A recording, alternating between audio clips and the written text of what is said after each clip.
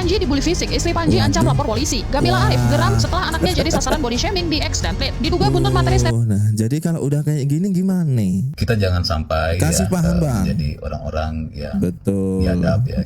Dia tidak punya nyali untuk menyalahkan Panji. Yang ngotot. Salah saya ngomong keras. Karena ini ada orang mau mati. Ya kenapa marah sama saya? Bukan marah, saya jelasin Bapak. Ya kayak marah juga sih. Lu ngotot. Lu ngotot Bapak. Panjenengan ngotot. Kan orang ngomongnya atas pinta Bapak. Jangan langsung marah. Saya ngomong Bapak. Dengerin, kalau tukang nolong orang, saya tukang nolong orang. Ya udah kenapa emang? Bapak malah ngotot. Ya bukan Bapak ngotot nggak apa-apa. Saya nggak boleh ngotot. Di KDM ini dipanggil raja oleh kepala dinas, oleh orang-orang politikus ya. Itu di Purwakarta ya.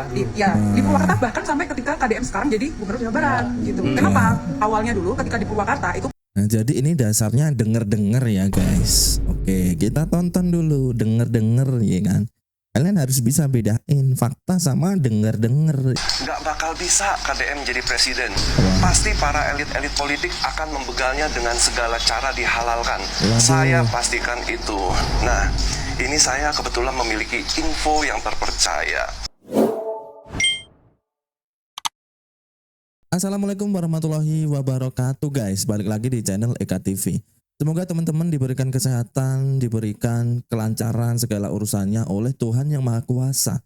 Nah, kali ini ada info viral lagi dan guwendeng guys. Ini masih dengan Panji Pragiwaksono yang baru saja mendapatkan pelajaran paling mahal dalam hidupnya, yaitu jangan pernah mendikte orang lapar dengan teori demokrasi. Nah, niat hati ingin kritis Panji justru dikuliti balik oleh ribuan saksi hidup yang merasakan sentuhan langsung KDM, Kang Deddy Mulyadi. Warga Jabar membuktikan kalau kepemimpinan itu dirasakan, bukan cuma didebatkan guys. Apakah serangan Panji kemarin adalah bukti kalau orang pintar, nah seringkali kehilangan relevansinya saat bicara soal kemanusiaan yang nyata. Karena nyatanya KDM bukan sekedar gubernur ngonten guys. Bahkan lebih baik dari itu, dan warga Jabar telah merasakan manfaatnya secara langsung. Nah, jadi kita udah siapin beberapa klip video penting soal isu viral ini yang bakal kita tonton bareng-bareng guys. Jadi pastikan tonton sampai akhir, karena itu yang paling gong guys. Nah, tanpa lama-lama langsung aja kita gasken tonton videonya guys. Anak Panji dibully fisik, istri Panji ancam lapor polisi. Gamila Arif geram setelah anaknya jadi sasaran body shaming di X dan Plate. Diduga buntut materi Nah, jadi kalau udah kayak gini gimana nih? Siapa yang mendahuluinya? Gitu loh. Nyerang fisik dibales fisik oleh netizen. Kayak gini siapa yang salah guys? Wah. Jadi nggak terima nih. Mesrea, Gamila memperingatkan pelaku untuk menghapus unggahan atau dilaporkan ke polisi. Menolak keras anak diseret ke konflik orang dewasa dan menyoroti ancaman serius cyberbullying. Wah. Panji.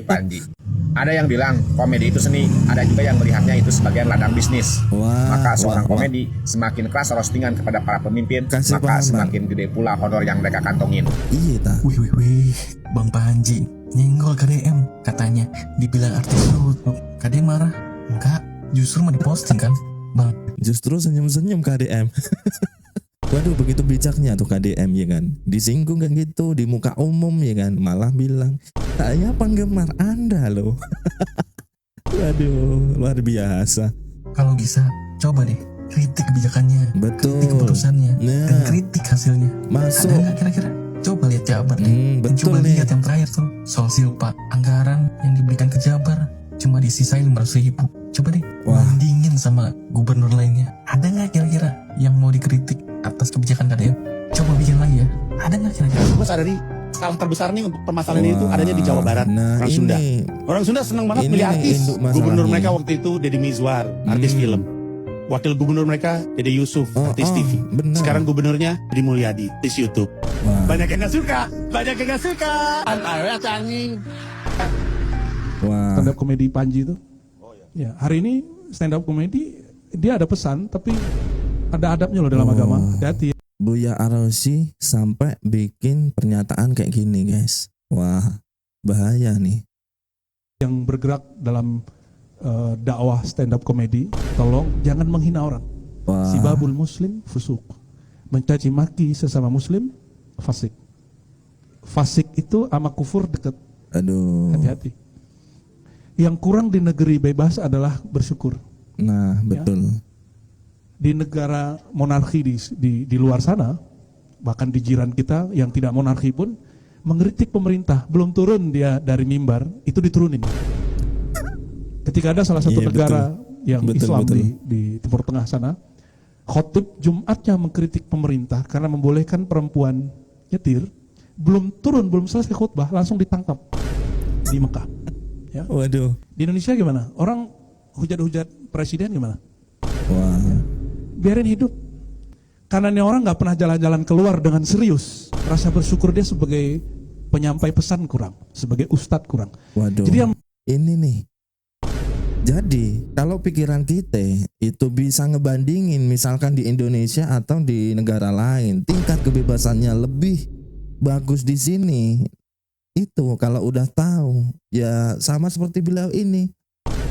Tapi kalau belum kesane kayak kita ya kan. Iya kayak gitu, asal jeplak aja gitu kan. Jangan ya. Gue minta tolong untuk jangan melakukan hal itu gitu kan. Oke, udah jangan cacat. Jadi bentar. Boleh kok bang. Kan menghina, body shaming dalam kurung. Itu menurut mereka lucunya. Jadi ya mereka harus siap-siap juga dihina. Body shaming dalam kurung ya kan. Dan gak boleh baper juga. Yuk cari bahan doh.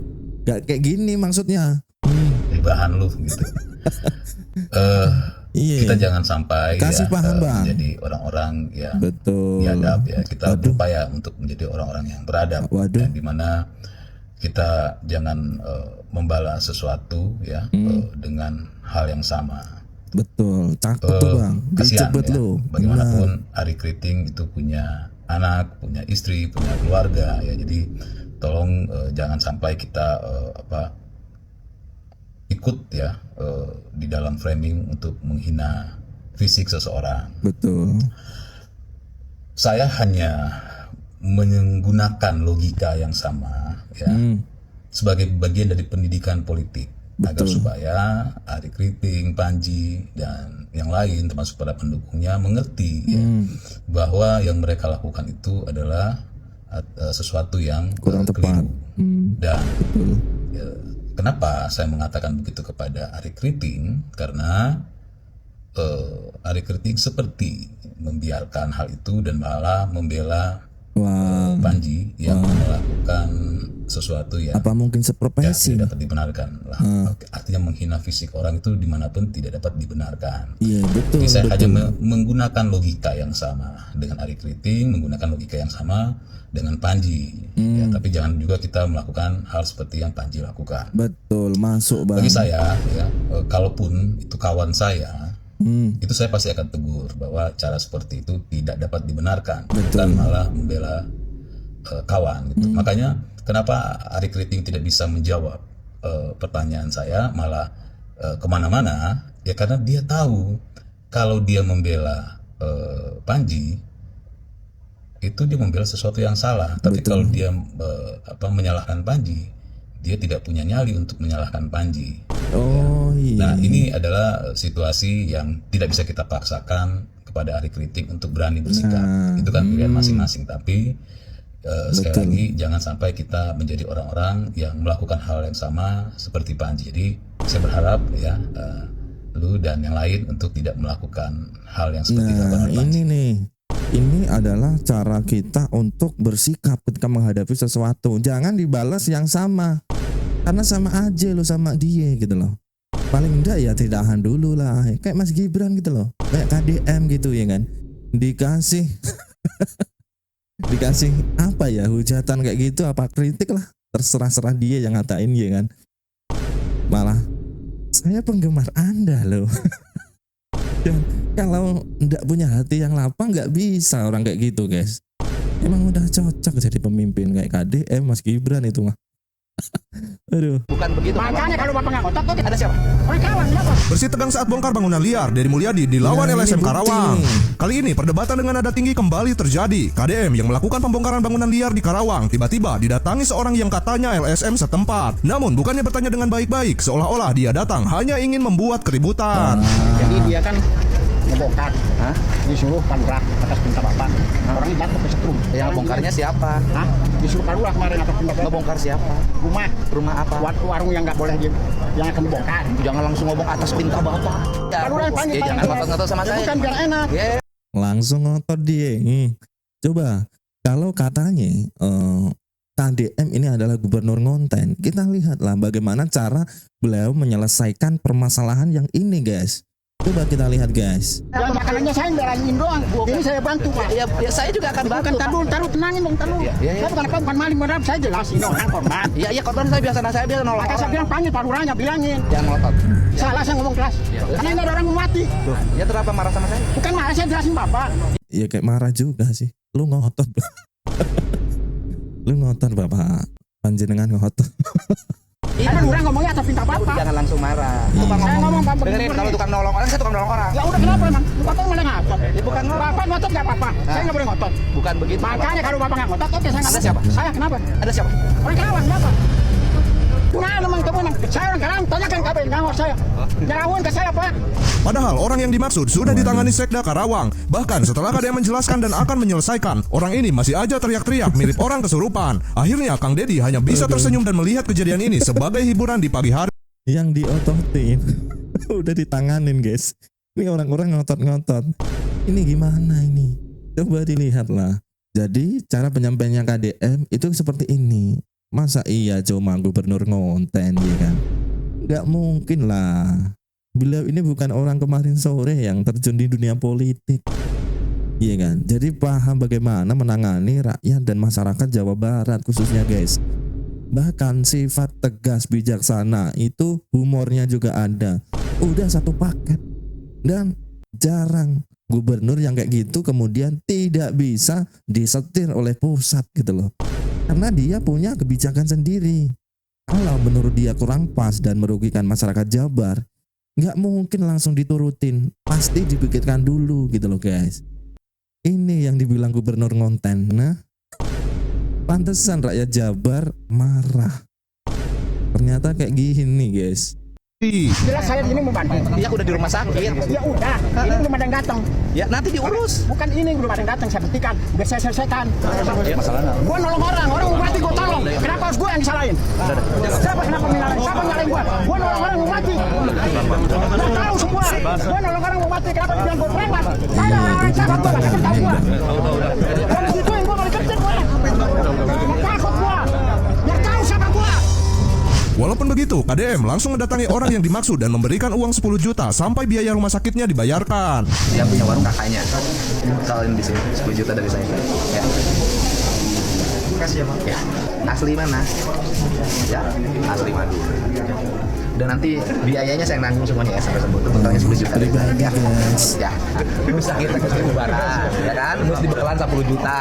Ayeuna kurang nuhun. Aya kurang teh pemerintah berperhatian ke orang kecil selesai enggak? Soalnya geus datang kurang atas sudah mau naon deui. Ya, beres. Oke, siap. Sebenarnya Panji kalau ditanya balik dia banyak nggak bisa jawab tentang misalnya kenapa sampai hari ini Amerika Serikat sebagai champion demokrasi itu tidak melarang keluarga untuk berkompetisi dalam politik. Betul. Benar juga ya. Ya benar juga. Kalau mau dicek bisa dicek ke Google dan ChatGPT juga itu. Ya. Itu memang tidak boleh. Dulu kan MK itu membatalkan undang-undang yang melarang keluarga berpolitik. Ya. Dalam demokrasi itu problemnya adalah mandat rakyat. Jadi once kita datang bertarung untuk mandat rakyat itu, maka definisi-definisi tradisional tentang dinasti hilang. Ini yang kita nggak sadar gitu, sehingga kadang-kadang emosi kita berlebihan melihat realitas. Konsolidasi kepala daerah untuk mengangkat anaknya dan sebagainya itu kan kita lihat hari-hari. Tapi ya itu seperti juga dalam semua pertarungan. Kadang-kadang seniman pengen anaknya jadi seniman top dan lalu dia latih anaknya hebat begitu. Lalu dia benar-benar jadi seniman top seperti bapaknya kan? Ya. Jadi ya itu manusiawi itu sebetulnya. Dan itu as long as. Jadi ini adalah pandangan yang lebih dalam, guys, soal demokrasi. Bahwa di dalam demokrasi itu tidak ada yang namanya dinasti. Karena setiap insan manusia itu punya hak demokrasi. Dan baik itu keluarga atau apapun itu tidak masalah. Yang jadi permasalahan karena di dalam masyarakat udah tertanam bahwa demokrasi, bahwa dinasti itu tidak boleh masuk di dalam demokrasi. Yang dimaksud dinasti oleh sebagian masyarakat Indonesia itu adalah si ini keluarganya si ini keluarganya ini keluarganya itu. Masuklah di dalam kabinet pemerintahan. Itu yang dilihat dulu, belum melihat kualitasnya. Jadi kalau menurut pemikiran saya, ya kan nggak salah, ya kan. Walaupun itu misalkan si A, si B, si C itu punya, ya itu satu keluarga lah. Tapi kalau berkualitas dalam memperbaiki masyarakat, memberikan solusi atas problem-problem yang dihadapi oleh masyarakat dan negara ini. Apa yang salah, guys? Nah, jadi ini Bang Fahri Hamzah ini memberikan analogi yang semakin dalam mengenai demokrasi. Baru paham gua, cuy. It is going through the people's choice. Itu gak ada masalah. Gitu loh. KDM tukang bohong. Apa ini? Menikah teuing tong kitu-kitu teuing atuh ce sakirana acan direalisasikeun nya sing sabar tepikeun aspirasi urang kalayan cara nu bener kunaon kikituan babarawakan hayang dipanggil babarawakan ayeuna tukang bohong kayak lamun geus ditunaikeun janjina aya muncul nyen video nuhun Pak Dedi moal ieu puguh mah ayeuna ngomong kos kitu teh di framing tah ku para penyinyir teh samaru uruskeun Jawa Barat teh babari. Jawa Barat teh lega euceu sing sobar da sagala rupa hage kudu naon dipikiran secara matang. Sing sabar neng, bukan kayak gitu segala keturutan lo harus dilaksanain sekarang, ya enggak gitu juga ya kan. Enggak gitu juga. Karena masyarakat bukan cuma lo doang gitu. Sabar, pasti ada gilirannya. Dikit-dikit langsung lah pengen diturutin. Kayak mana sih? Dapat reward. Sakirana masih kena bisa tuang aya jalan rezeki sejanya sing sobar tagih janjina lamun sakirana can dituntaskeun can ditunaikeun gitu lain ieu mah der babarawakan sokomo babarawakan kawas gitu teu make adab aduh Gusti ngerakeun geus 2020 genep hayang nurutan batur meureun nya meureun tadi nama hayang viral kan carana angger can anu bener-bener beradab Gusti babarawakan kawas kitu maksudna mah dipanggil meureun lamun nya ge dipanggil era moal ece babarawakan kawas gitu teh paling kayak merenang kawas uyah kacayan geus dipanggil mah sing isin atuh ce Gusti teh ingat amit dah ya Allah. Sebenarnya Wan ada cerita juga dari orang-orang dekatnya di Golkar maupun yang ada di Jawa Barat di luar Golkar. Jadi KDM ini dipanggil raja oleh kepala dinas, oleh orang-orang politikus ya. Politikus di Purwakarta ya. Di Purwakarta bahkan sampai ketika KDM sekarang jadi gubernur Jawa Barat gitu. Kenapa? Awalnya dulu ketika di Purwakarta itu. Nah, jadi ini dasarnya denger-denger ya guys. Oke, kita tonton dulu denger-denger ya kan. Kalian harus bisa bedain fakta sama denger-denger. KDM memanggil sekdanya dan beberapa kepala dinas yang dekat sama dia itu dengan sebutan Patih dan Mahapati. Nah, maka orang-orang di sekitar dipanggil Patih Mahapati nih. Saya panggil raja dong gitu. Jadi dipanggillah raja. Terima kasih ya pada Tempo yang telah memberikan. Langsung Kang Deddy mah. Terima kasih ya pada Tempo. Aduh, luar biasa. Aduh, luar biasa. Analisis dan kajian yang mendalam tentang saya, tetapi ada hal ngempet guyu ini KDM kayaknya. yang perlu saya koreksi yang mungkin sumbernya tidak pas. Misalnya bahwa saya dulu ketika menjadi bupati itu menyebut sekda dengan panggilan Patih dan Mahapatih. Nah, ini nggak pas nih, nggak tepat. Sekda saya yang pertama itu bernama Maman Rosama, tidak pernah dipanggil Mahapatih atau Patih. Yang kedua itu bernama Hami Mulyana sudah almarhum, tidak pernah dipanggil itu. Yang ketiga namanya Haji Fadil Karsoma, juga tidak pernah dipanggil itu. Jadi panggilan itu tidak pernah ada dan tidak tepat. Dan kemudian para sekda saya tidak pernah menyebut saya raja. Para kepala dinas saya tidak pernah menyebut saya raja, termasuk di provinsi hari ini. Gak ada satupun kepala dinas yang menyebut saya raja, sekda Jabar. Kang Deddy ini menjelaskan, mengklarifikasi sambil nahan tawa guys. Adik-adik aja lo, tempe. Aduh. Tidak menyebut saya raja sampai hari ini. Tapi dari mana sebutan raja pada saya itu berasal? Nanti deh wawancara lagi. Nanti sumbernya saya bawa biar dia yang jelasin. nggak bakal bisa KDM jadi presiden. Pasti para elit-elit politik akan membegalnya dengan segala cara dihalalkan. Saya pastikan itu. Nah, ini saya kebetulan memiliki info yang terpercaya. Jadi cara membegalnya bagaimana ya? Jadi akan ada dua isu di sini. Ada dua isu.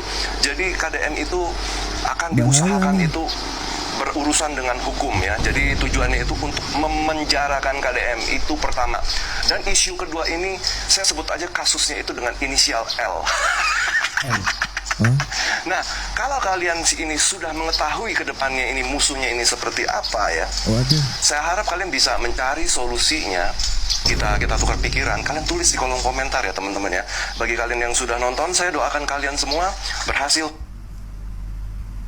Untuk Kang Deddy Mulyadi, waspadai dua orang ini, inisialnya R dan S. Semakin Kang Deddy Mulyadi dicintai oleh masyarakat Indonesia, semakin ada pihak oposisi, elit politik, para oknum yang berusaha untuk menjegal Kang Deddy Mulyadi. Salah satu pemilik akun TikTok bernama Bapak Suhu Friends bahkan secara terang-terangan membocorkan ada dua cara yang dilakukan oleh pihak musuh Kang Deddy Mulyadi untuk menjegal Kang Deddy Mulyadi agar tidak menjadi seorang presiden. Yang pertama, katanya Kang Deddy Mulyadi diarahkan agar Kang Deddy Mulyadi ini berurusan dengan hukum dan akhirnya dipenjerong. Mendengar jadi masuk akal jika warga Jawa Barat itu ketika KDM disenggol langsunglah mereka turun gunung, guys. Merinding gua coy. Wah, kalau memang kayak gini ya beneran sih orang Jawa Barat kalau KDM disenggol, Jawa Barat, Sunda KDM disenggol langsung turun gunung kayak gini. Karena menghalang-halangi KDM untuk naik ke tingkat yang lebih tinggi lagi dan untuk tugasnya mensejahterakan masyarakat gitu loh guys. Wah. Iya. Jadi Jabar Siaga 1. Ada upaya pelengseran dan pembunuhan karakter kepada KDM. Waduh. Salah satu tujuan dari mereka saja sudah membuat kita khawatir. Siapa coba yang gak khawatir? Jadi Kang Deddy Mulyadi akan diupayakan agar beliau ini berurusan dengan hukum dan akhirnya bersalah kemudian masuk penjara. Kalau memang berita ini valid atau prediksi itu benar, menurut saya ini keterlaluan banget dan menjadi bukti juga bahwa Kang Deddy Mulyadi sudah berada di jalan yang tepat, jalan yang lurus. Semua dilakukan untuk kepentingan rakyat. Program-program kerjanya untuk kepentingan rakyat. Dan kalian heran gak sih? Program-program beliau kan untuk kepentingan rakyat. Pemerintah bekerja untuk melayani rakyat. Anggota DPR, DPRD, DPD bekerja untuk rakyat. Kenapa program-program yang 100% untuk kepentingan rakyat kok masih ada yang kritik ya? Ini menjadi pertanyaan besar bagi saya juga. Ada orang baik yang berusaha melakukan sesuatu untuk meringankan penderitaan dari rakyat. Tapi kenapa ada yang mengkritik lah, yang berusaha untuk menjatuhkan lah, ada yang nyinyir lah, ada yang menghina. Menurut kalian itu bagaimana? Kemudian yang kedua, katanya Kang Deddy Mulyadi ini akan berkasus dengan seseorang yang berinisial L. Siapa kira-kira yang dimaksud? Oke, sekian video kali ini. Semoga bermanfaat. Mohon maaf kalau ada salah-salah kata, salah ucap di video ini guys. Sampai jumpa di video selanjutnya dan bye-bye.